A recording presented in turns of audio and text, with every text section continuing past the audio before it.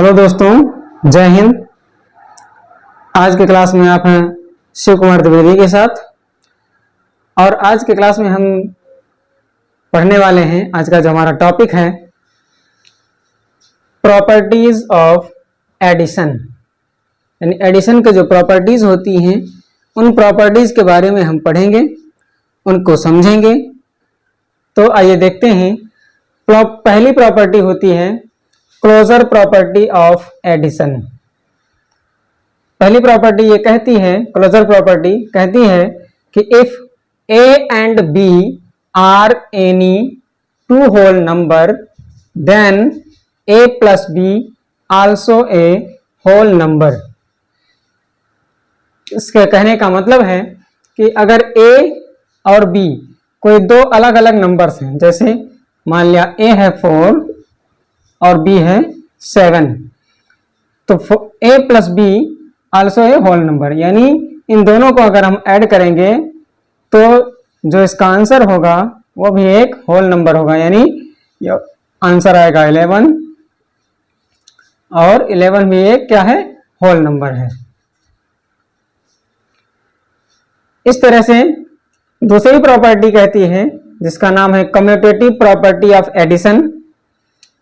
ये property, commutative property हमको बताती है कि if A and B are any two whole number then A plus B equal to B plus ए।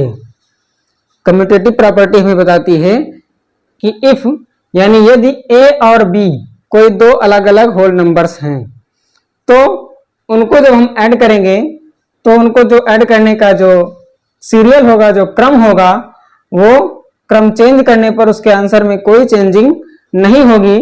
ये हमारी कम्यूटेटिव प्रॉपर्टी कहती है। जैसे एग्जांपल के द्वारा समझते हैं।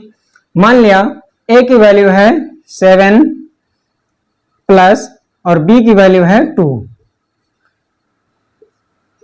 इसको ऐड करेंगे तो अगर इसका सीरियल चेंज कर दिया जाए, इसका क्रम चेंज कर दिया जाए, यानी b प्लस a लिखा जाए, यानी 2 प्लस 7 लिखा जाए, तो इसका जो आंसर होगा दोनों के आंसर में कोई डिफरेंस नहीं होगा।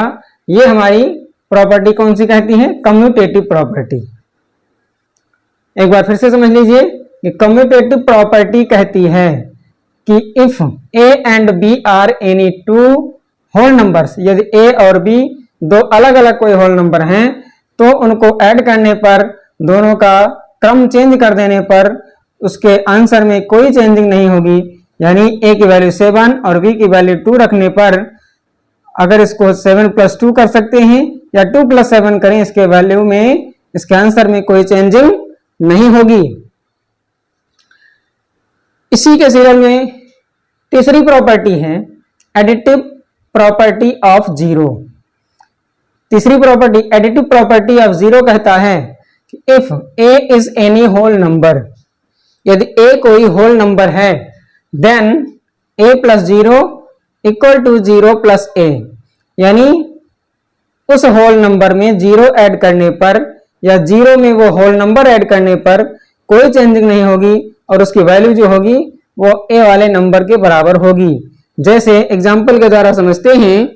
मान लिया a की वैल्यू है, मान लिया a इक्वल टू 8, तो 8 प्लस 0 इक्वल टू, इसको हम लिख सकते हैं 0 प्लस 8, यानी दोनों का आंसर किसी भी तरह हम जोड़ेंगे, इसको ऐड करेंगे तो आंसर हमारा 8 ही आएगा, यानी a ही आएगा।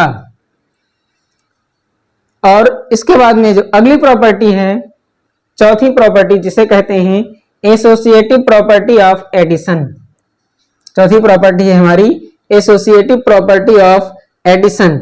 ये प्रॉपर्टी कहती है if A, B and C are any three whole numbers then A plus B plus C equal to A plus B equal to A plus B plus C। कहने का मतलब ये है कि हमारे तीन कोई होल नंबर्स हैं A plus B plus C, यानी तीनों की अलग अलग वैल्यू है। मान लिया A इक्वल टू 3 है, B इक्वल टू 5 है और C इक्वल टू 4 है, तो इसको ग्रुपिंग कर दिया जाए, यानी a प्लस बी, यानी a की वैल्यू 3, प्लस बी की वैल्यू 5, इसको एक ग्रुप में रखा जाए, प्लस सी यानी सी की वैल्यू है जो 4, उसको हमने यहाँ रखा 4। इसके बाद में ये बराबर होगा, यानी इसका ग्रुप चेंज कर दिया जाए, ए यानी 3 प्लस बी की वैल्यू 5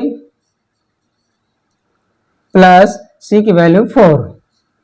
कहने का तात्पर्य यह है कि उन नंबर्स के स्थान को, ग्रुप को बदल देने से, यानी नंबर के जो ग्रुप होते हैं उन ग्रुप्स को बदल देने से उसके आंसर में, उसके वैल्यू में कोई चेंजिंग नहीं होगी।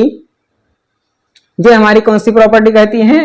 Associative property of addition. तो आशा है आपको ये टॉपिक समझ में आया होगा। अगला टॉपिक हमारे अगले वीडियो में आएगा, जो होगा प्रॉपर्टीज ऑफ सब्ट्रैक्शन। तो तब तक के लिए धन्यवाद।